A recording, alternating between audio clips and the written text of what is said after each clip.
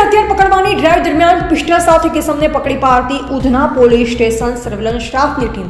સુરતની Udhna surveillance police દ્વારા વાહન ચેકિંગ દરમિયાન એક સ્કોર્પિયો કાર સાથે એક કિસમને પિસ્તોલ સાથે ઝડપી પાડવામાં સફળતા મળી છે.